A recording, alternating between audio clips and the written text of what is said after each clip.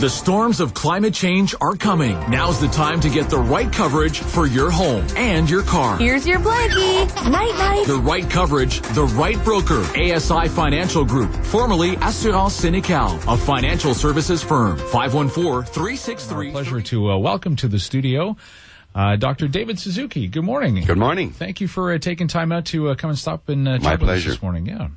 You come to Montreal quite often? I do, yes, and I'll probably be much more often here now that we're setting up an office in Montreal for my foundation. So it's Vancouver and Montreal now? Well, we have small offices in Toronto and Ottawa as well. Mm-hmm. But So I guess that helps with the cross-Canada exactly. venture. What do you notice since you've been in our city a couple of times, what do you notice about our city that, is not so environmentally savvy? I mean, we do have more bike paths now. Well, I was going to say that the bikes are what blow me away when I come, even in the middle of winter. You see these people struggling. Is transportation the number one issue, or the number one area where people as individuals can contribute to? Well, the three reversing areas climate where change? every one of us have the biggest impact is what you eat, where you live, and how you move. So transportation, housing, and food. Those are the three things where we can begin to modify our behavior in small ways and make a huge difference. For example, if you forego meat one day a week, turns out meat is very, very expensive in terms of chemicals used to grow an animal, in terms of water that's needed, in terms of course, the grain that's needed to feed them. Meat is and if you eat too much meat, of course, it's a health problem for individuals. So just foregoing meat, and any Catholic knows, well, they used to do it all the time. So why not? Yeah.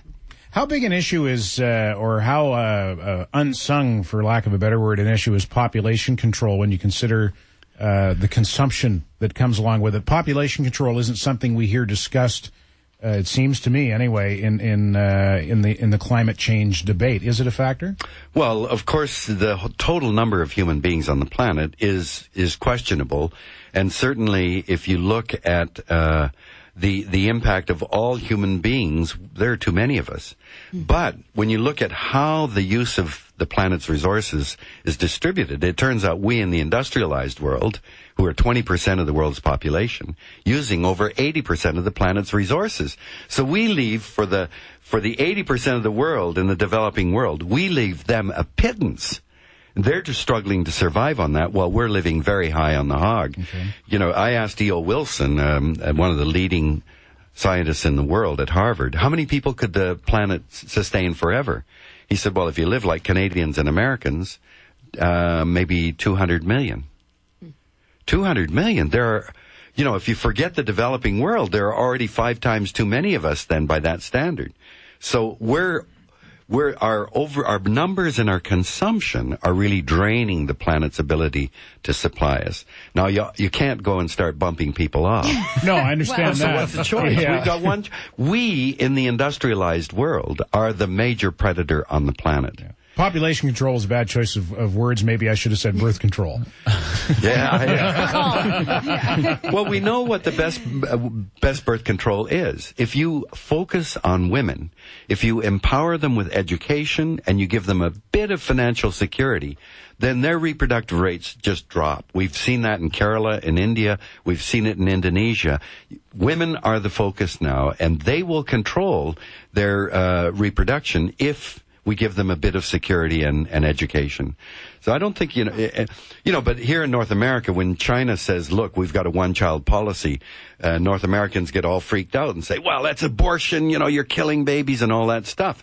But really, we've got to say there are too many of us, and we've got to find ways of restricting or reducing our reproduction. One of the comments that we were actually talking about this earlier this morning is that somebody had said to me, that the world will take care of itself. It's the humans that are actually in trouble, not the world. The world will reset itself, and it's done it a couple of times. I've had to chastise a few people for saying, the planet is dying. The planet's fine. It doesn't care whether humans are here or not.